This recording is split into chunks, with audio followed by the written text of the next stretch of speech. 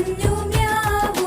ഞാനാ നിങ്ങളെ കാത്തു എന്നോടൊപ്പം കൂടാൻ. ആർക്കാണിഷ്ടം, ആർക്കാണിഷ്ടം. ആര് പറഞ്ഞു